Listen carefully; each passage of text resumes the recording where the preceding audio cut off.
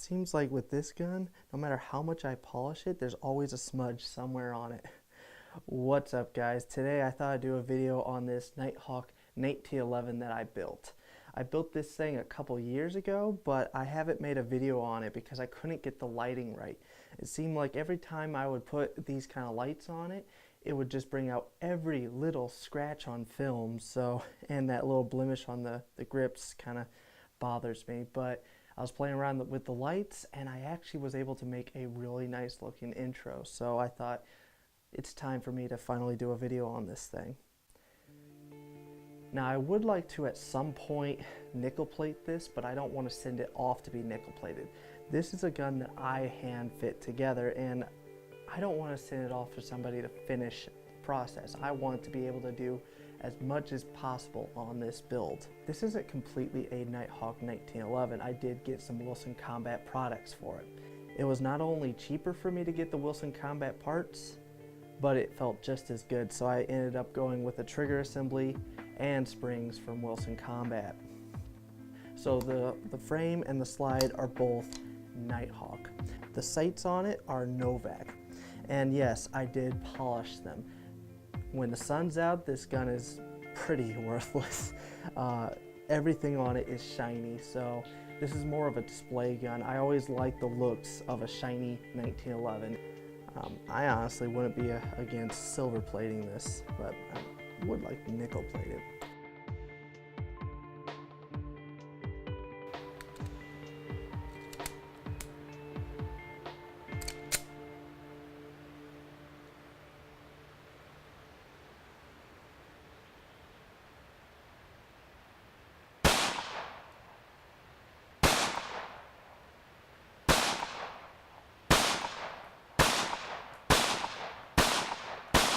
The slide release is the only thing that's not either Wilson Combat or Nighthawk.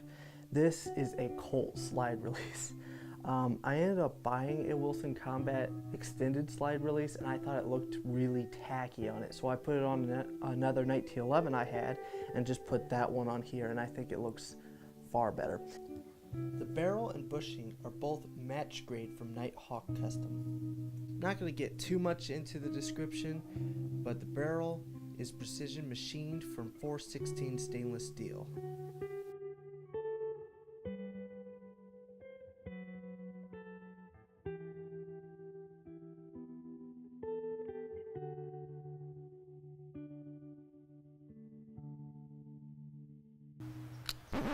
Okay, hold on.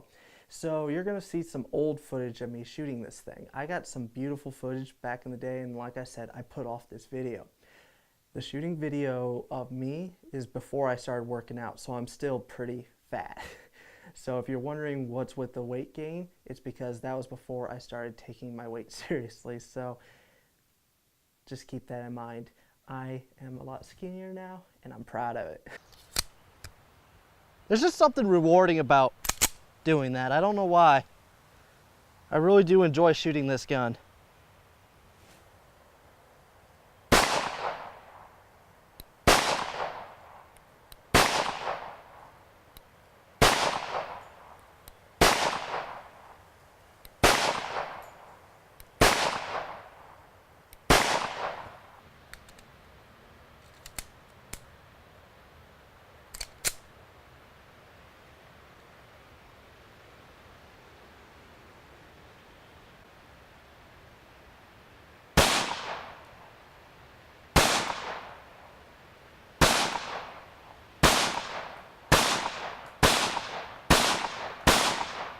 Basically what went into it is I had to hand fit the trigger to fit the frame. I had to hand fit the barrel to fit into the slide, and I had to modify the barrel hood, fit the hammer in. What else did I have to fit? Oh, I also had to hand fit the Wilson Combat safety. Sadly, the first time I did it, I took too much material off and butchered it. So if you're ever going to build a 1911, be very careful. So when I hand fit the original one on, when you put it on safety, if you pulled the trigger, it would let the hammer move just a little bit so that when you took it off safety, it would fire. The hammer would go forward. I knew this before going to the range, so I always had safety in mind. I never put a round into the chamber unless I was preparing to shoot it at that moment. But I quickly got a new safety, and this one, as you can see, it works. The trigger I got for it, like I said, Wilson Combat trigger, is fantastic. It's 3 pounds. Fantastic trigger pull.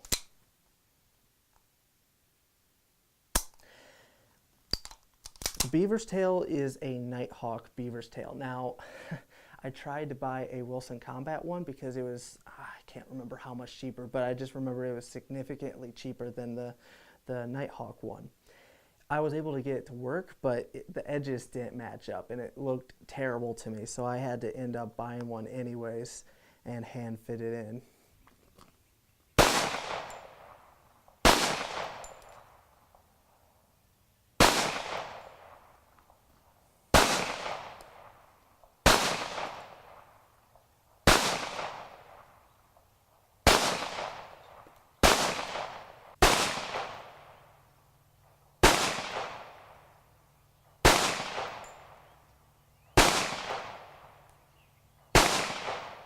I will say, because of how I polished it, it feels very slippery.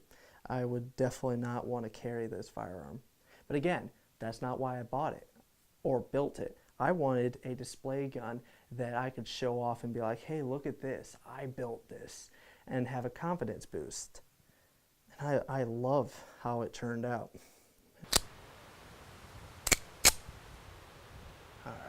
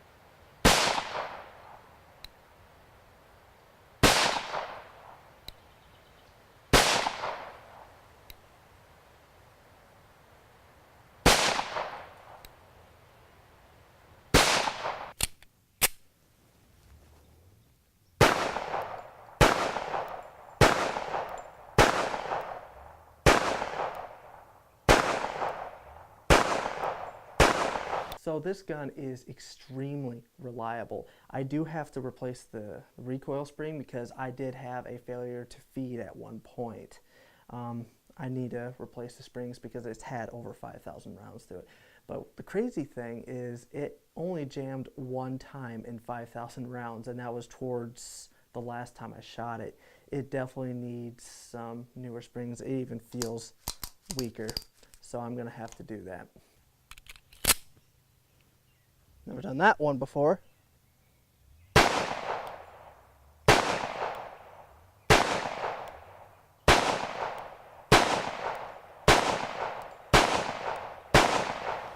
So to finish off, I really am proud of this handgun. This is one that I hand built.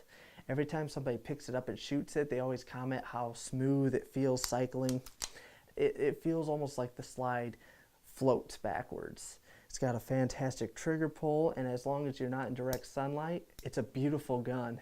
Yes, it's a little slick, but it's a display gun that I can bring out and boost my confidence, because everyone who shoots this thing always comments how well it feels shooting it and how accurate it is. So anyways, I hope you guys enjoyed this video. I definitely didn't get as much in depth as I was planning to. I was going to talk about every little part in it, but I thought that video would go too long, and I'm not exactly 100% happy with this video. I always dreamed of making a video with this thing, having interactive text, you know, a better camera, maybe a better finish like nickel. But anyways, I'm going to just settle for what I have at this moment. If you guys would like to see a full video where I go into detail about every little part that I put into it, let me know down in the comments. So I hope you guys enjoyed this video. Stay tuned. There's going to be a lot of cool stuff coming up in the future.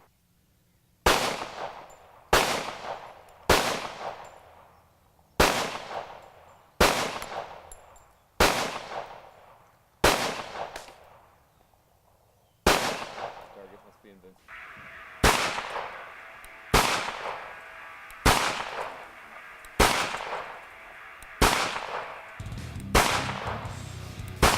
Hello, I'm a man down. I make your fun go away. Yay! You jackass.